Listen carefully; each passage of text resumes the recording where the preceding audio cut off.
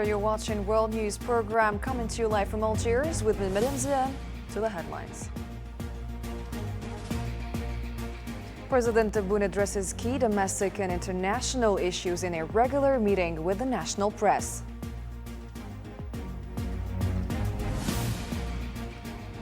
Coming up tonight, new Israeli airstrikes target the outskirts of the Suwaida province in southern Syria. The Syrian Interior Ministry denies that security forces entered the area, while the Syrian presidency says lawbreakers violated previously agreed upon agreements regarding Suwaida.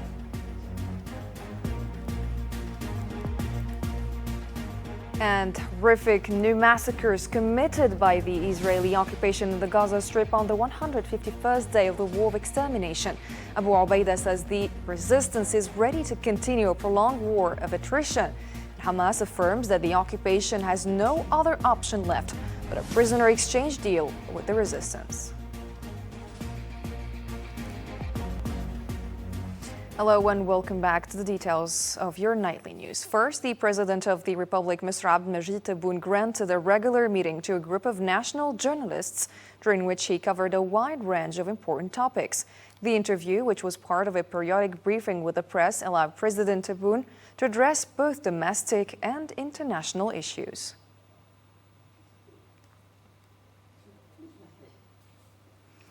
Algerian President Abdelmajid Tebboune highlighted the progress made in terms of investment in national economic development, noting that Algeria has achieved between 80% and 85% of its goals in encouraging domestic investment.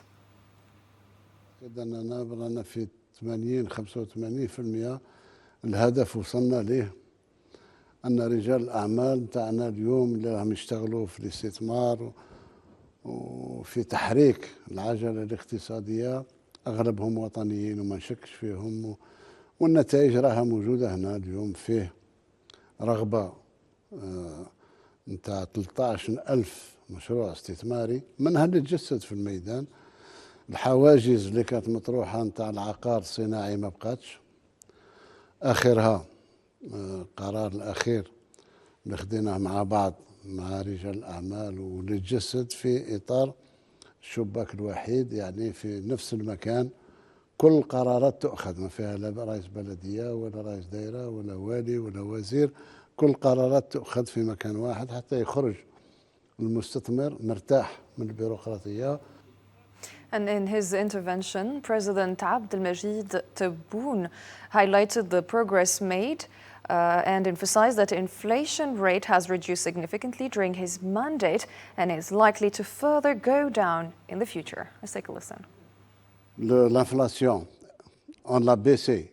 En 2020, quand j'ai été élu, l'inflation était de 9 et quelques. 9,7, je crois. On est à 4. Et elle va baisser encore. Hein.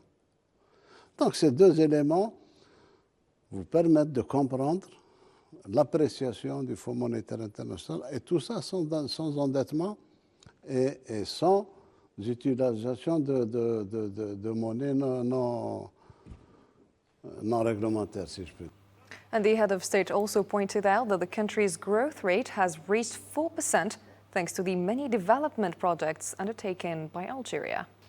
أنا أتمنى إن شاء الله على حساب الاستثمار اللي راه ماشي، على حساب خلق المناصب اللي نخلق فيها، على حساب الإنتاج الفلاحي نتاع السنة هذه، أعتقد أن التنمية نتاعنا النسبة المئوية تاع النمو ما تكونش أقل من 4. هما يقول لك 3.8 من 3.9 ولا 4. 4 الإنسان اللي يعرف الاقتصاد ويحلل الاقتصاديات تاع العالم بالأخص البحر الأبيض المتوسط هي أعلى نسبة في البحر الأبيض المتوسط. And with regard to national and regional security, President Tebboune stressed that Algeria is a school for counter-terrorism.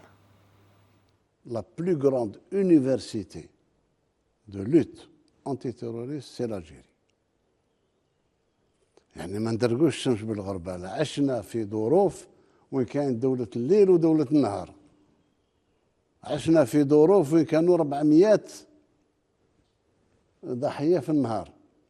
واش تأثر فيا أنا الشيء اللي صار في البلدان بغاو نساعدوهم، ما حبوش نساعدوهم، احنا حدودنا محمية، جيش قوي الحمد لله، مصالح الأمن اليوم عندها تجربة قوية. In addressing those who are accusing Algeria for interfering in their internal affairs, the head of state said that only Algeria stood up for them and was behind the cancellation of the Phoenix operation. يوم ما تقررت لوبيراسيون فينيكس طرف دولة أوروبية باش في إنزال تاع مظليين وهادي على العاصمة نيامي ويحروا الرئيس الأسبق وكذا وكذا، شكون اللي وقف؟ دولة واحدة، لا أوروبية ولا غيرها، واحدة. قلنا ما نقبلوش التدخل وإلا رانا جزء من المشكل.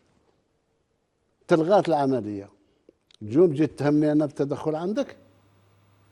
And evoking international relations, President Tebboune emphasized that Algeria's strength resides with its non-alignment and good relations with every country. وكل الناس تتساءل ما هو هذا السر تاع الجزائر اللي علاقاتها طيبة مع الولايات المتحدة وطيبة مع روسيا وطيبة مع الصين. سا سي لا فورس دو l'Algérie باسكو نزهاء، ما نستعملوا حتى واحد ضد الآخر وكل واحد نعطيه قدره كما يقولوا. وهذه هي المبادئ تاعي، مانيش خصمك، مانيش نحارب فيك، مانيش ضد فيك. احنا عدم الانحياز عندنا في الدم، حتى الأشقاء نتاعنا اليوم اعترفوا بها سواء في ليبيا ولا في غير ليبيا باللي احنا في مسافة واحدة من الفرقاء. The Israeli occupation launched new airstrikes targeting several sites in Suwaida province, south of the Syrian capital, Damascus. According to local media sources, Israeli drones carried out 4 strikes inside Suwaida, causing disruptions in telecommunications, internet services, and electricity across the province. The same sources confirmed that Israeli reconnaissance aircraft were flying over Quneitra and Daraa province.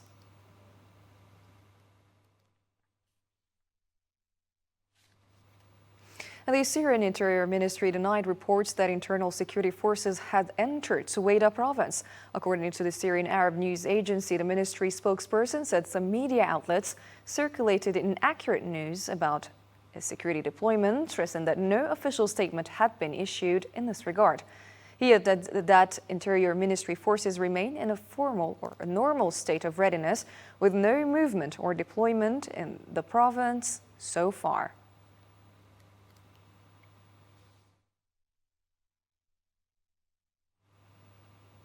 And the Syrian presidency stated that the events following the Syrian leadership's decision to withdraw military forces from Suwaida to give way for de-escalation efforts constitute a blatant violation of established agreements. In an official statement, the presidency said outlawed armed groups launched a horrific wave of violence documented globally, committing crimes that blatantly violated mediation commitments, directly threatened civil peace, and pushed the province toward chaos and security collapse. The Syrian state renews its firm commitment to protecting all members of the Syrian people from all sects and components. It also calls on the international community to support its efforts to restore stability, control uncontrolled weapons, and enforce the rule of law throughout the Syrian territory. The state also warns against the continued blatant Israeli interventions in Syria's internal affairs, which only lead to more chaos and destruction, further complicating the regional situation. Protecting Syria, its unity, and the security of its people is the responsibility of the state. The Syrian government will continue to take all necessary measures to protect its citizens and uphold their dignity with zero tolerance toward any threats to civil peace or national sovereignty. The International Organization for Migration reported that around 80,000 people have been displaced from their homes in Suwaida province, southern Syria, due to violence since last Sunday. In a statement, the organization said more than 79,000 people have fled their homes since July 13, including 20,000 in the past 2 days. It added that basic services, including electricity and water, have collapsed, while fuel shortages have paralyzed transportation and hindered emergency evacuation operations.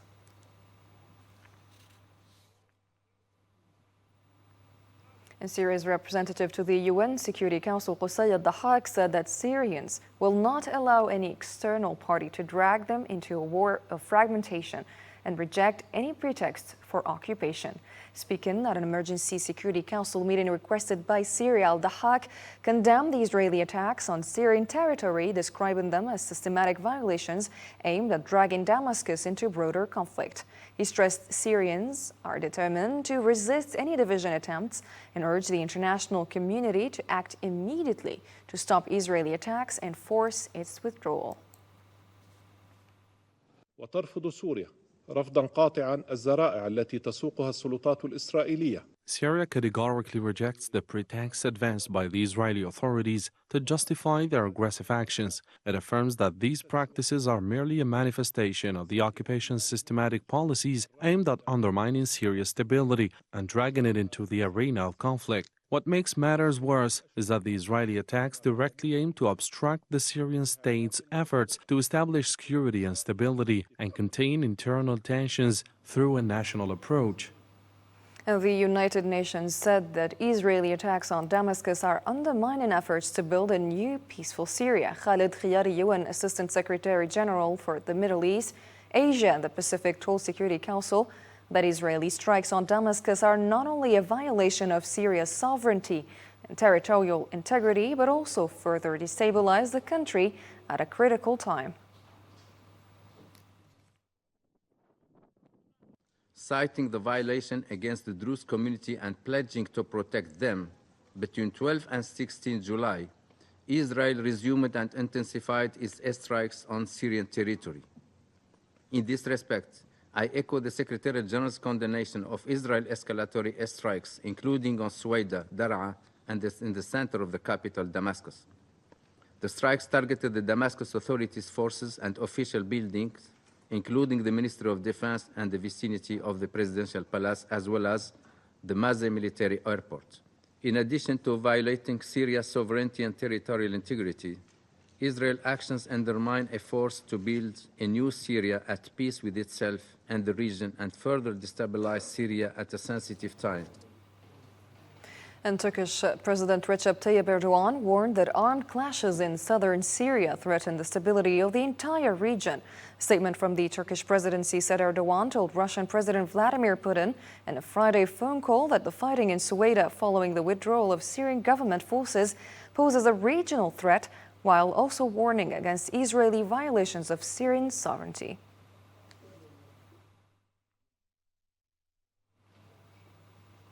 And the U.S. State Department said Thursday that Washington did not support Israel's latest strikes on Syria, expressing concern over the escalation and seeking to quickly de-escalate tensions. State Department spokesperson Tammy Bruce said in a press briefing that the U.S. is engaged diplomatically with both Israel and Syria at the highest levels to address the crisis and reach a lasting agreement between the two sides. I can tell you regarding Israel's intervention and activity is the United States did not support recent Israeli strikes. We are engaging diplomatically with Israel and Syria at the highest levels, both to address the present crisis and reach a lasting agreement between the two sovereign states. Now moving on to developments in occupied Palestinian territories, 35 were killed and others wounded in an intense Israeli airstrike, or several intense Israeli airstrikes in the Gaza Strip since dawn. Medical sources in Gaza said dozens were killed, with 30 bodies, including women and children, brought to hospitals. The same sources reported that many people remain trapped under rubble and on roads, with civil defense teams unable to reach them. The spokesperson for the Al-Qassam brigades, the military wing of Hamas, Abu Ubaida, said the resistance is fully prepared to continue a long-term war of attrition against Israeli forces, regardless of their tactics or plans. In his first recorded speech since March 6, Abu Ubaida said the Al-Qassam leadership strategy is to inflict heavy casualties, carry out special operations, and seek to capture Israeli soldiers. He added that in recent months, the resistance has caused the enemy hundreds of deaths and injuries and left thousands psychologically traumatized. فيخوض مجاهدون وجنبا إلى جنب. Our fighters, side by side with the fighters and resistance fighters from our brothers in the resistance factions, especially our brothers in Al-Quds brigades, will engage in an unequal confrontation with unparalleled faith, great strength, and unwavering determination. With the power, grace, and success of God, the fighters of our brothers in the resistance factions are fully prepared to continue a long battle of attraction against the occupation forces. Whatever the form of its aggression and aggressive plans, we will fight with the stones of the ground and what we possess of well and faithful men who with a few weapons create dazzling miracles. Thanks to God, the strategy and decision of the Al-Qassam leadership at this stage is to ensure the killing of enemy soldiers, carry out concentrated qualitative operations from zero distance, and strive to carry out operations to capture Zionist soldiers. والسعي لتنفيذ عمليات أسر لجنود صهاينة. Hamas said that after Israel's failure to free prisoners by force, it now has no choice but to agree to a prisoner exchange deal with the resistance under its own terms and conditions, ensuring all legitimate national and humanitarian rights, for most among them lifting the blockade and ending the policy of collective starvation. In a statement, Hamas stressed that the resistance, through its resilience and diverse tactics, is confusing the enemy's calculations and seizing the initiative.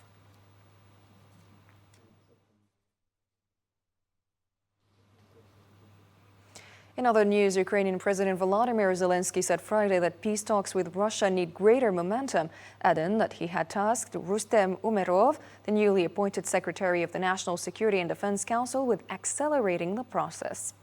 In a post on X, Zelensky said that implementation of agreements reached during the second Istanbul meeting, referring to the latest negotiations between Kiev and Moscow in Turkey earlier this year, is ongoing. He also said he instructed Umerov to work on securing arms agreements with Ukraine's allies.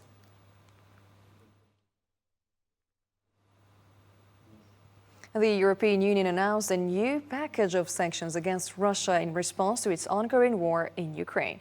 EU Foreign Policy Chief Kaja Kallas said in a post on X that the EU had approved one of the strongest sanctions packages yet, striking at the heart of Russia's war machine by targeting its banking, energy and military industries, including a new price cap on oil. And the Kremlin spokesperson Dmitry Peskov said Russia has developed immunity to Western sanctions and adapted to them.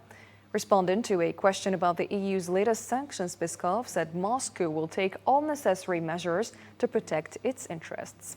The EU on Friday approved its 18th package of sanctions against Russia, including measures aimed at dealing further blows to its oil and energy sectors. So far, we are witnessing a fairly unified stance against Russia in Europe. We have repeatedly emphasized that we consider these unilateral restrictions illegal and oppose them. But at the same time, of course, we have already acquired immunity from sanctions and have adapted to life under them. Of course, we need to analyze the new package to minimize its consequences. But in addition, each package adds a negative impact on the countries that join it. This is a double-edged sword.